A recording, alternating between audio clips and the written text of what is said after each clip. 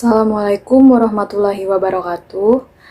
Perkenalkan, nama saya Seprianisa, NIM 2120203068 dari Prodi Manajemen Pendidikan Islam kelas MPIC 21033, Fakultas Ilmu Tarbiyah dan Keguruan. Yang terhormat Bapak Muhammad Hasbi, MAG, selaku dosen pengampu mata kuliah Administrasi dan Supervisi Pendidikan. Di sini saya akan mempresentasikan makalah fungsi dan teknik supervisi pendidikan dari kelompok 12. Baiklah, mungkin langsung saja di sini saya akan mempresentasikan makalah yang berjudul fungsi dan teknik supervisi pendidikan.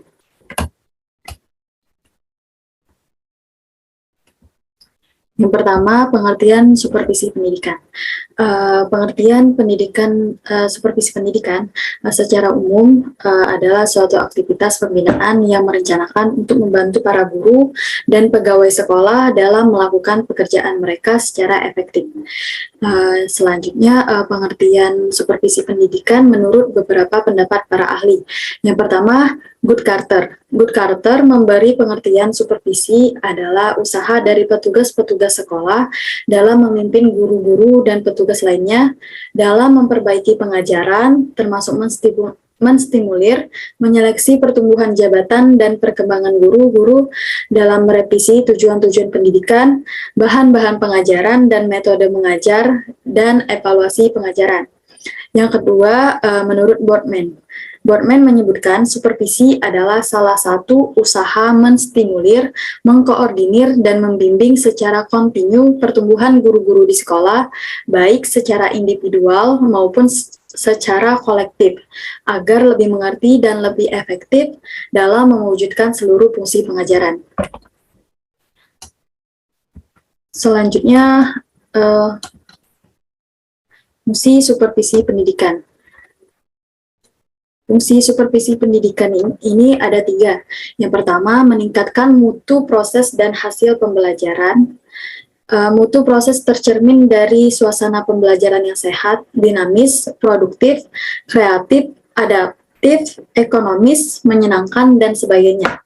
Mutu hasil pembelajaran tercermin dari nilai tambah capaian kognitif, afektif, dan psikomotorik siswa. Yang kedua, mendorong dan mengoptimasi unsur-unsur yang terkait dengan proses pembelajarannya. Fokusnya dalam kerangka ini lebih pada hal-hal yang bersifat teknis administrasi dan fasilitatif bagi terlaksananya proses pembelajaran yang baik dan bermutu. Yang ketiga, fungsi membina dan memimpin. Muaranya adalah semua sumber daya yang tersedia di sekolah dapat secara konsisten dan taat atas asas bekerja pada koridornya. Kemudian, tujuan dari supervisi pendidikan.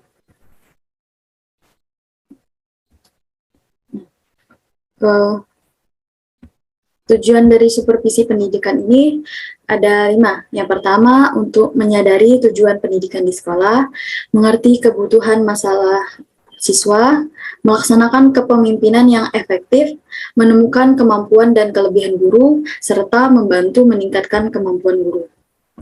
Selanjutnya, teknik dalam supervisi pendidikan. Teknik dalam supervisi pendidikan ini ada 7.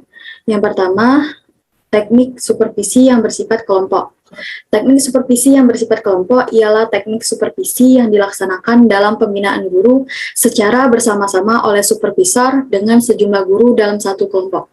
Teknik supervisi yang bersifat kelompok ini antara lain pertemuan orientasi bagi guru, rapat guru, studi kelompok antar guru, diskusi, workshop, dan tukar-menukar pengalaman. Yang kedua, teknik individual. Nah, menurut Sahertian yang dikutip oleh Sagala tahun 2010, teknik individual adalah teknik pelaksanaan supervisi yang digunakan supervisor kepada pribadi-pribadi guru guna meningkatkan kualitas pengajaran di sekolah. Teknik-teknik individual ini antara lain teknik kunjungan kelas, teknik observasi kelas, percakapan pribadi, intervisitasi atau mengunjungi sekolah lain, penyeleksi berbagai sumber materi untuk belajar, dan menilai diri. Selanjutnya yang ketiga adalah diskusi panel.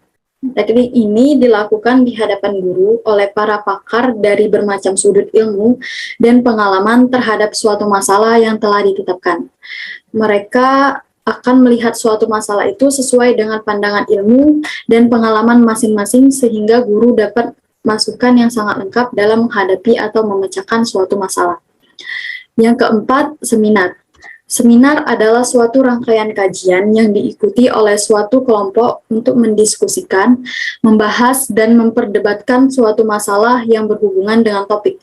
Berkaitan dengan pelaksanaan supervisi, dalam seminar ini dapat dibahas seperti bagaimana menyusun silabus sesuai standar isi, bagaimana masalah disiplin sebagai aspek moral di sekolah, bagaimana mengatasi anak-anak yang selalu membuat keributan di kelas, dan lain sebagainya. Selanjutnya yang kelima, simposium. Simposium ini merupakan kegiatan mendatangkan seorang ahli pendidikan untuk membahas masalah pendidikan. Simposium menyuguhkan pidato-pidato pendek yang meninjau suatu topik dari aspek-aspek yang berbeda. Penyuluh pidato biasanya 3 orang, di mana guru sebagai pengikut diharapkan dapat mengambil bekal dengan mendengarkan pidato-pidato tersebut. Yang keenam, demonstrasi belajar. Demonstrasi belajar ini adalah usaha peningkatan belajar mengajar dengan cara mendemonstrasikan cara mengajar di hadapan guru dalam mengenalkan berbagai aspek dalam mengajar di kelas oleh supervisor. Selanjutnya yang terakhir adalah buletin supervisi. Buletin supervisi adalah suatu media yang bersifat cetak, di mana di sana didapati peristiwa-peristiwa pendidikan yang berkaitan dengan cara-cara mengajar, tingkah laku siswa, dan sebagainya.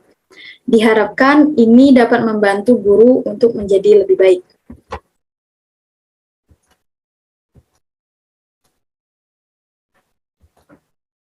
Mungkin sekian presentasi dari saya, lebih dan kurangnya saya mohon maaf. Kepada Allah saya mohon ampun. Saya akhiri. Wassalamualaikum warahmatullahi wabarakatuh.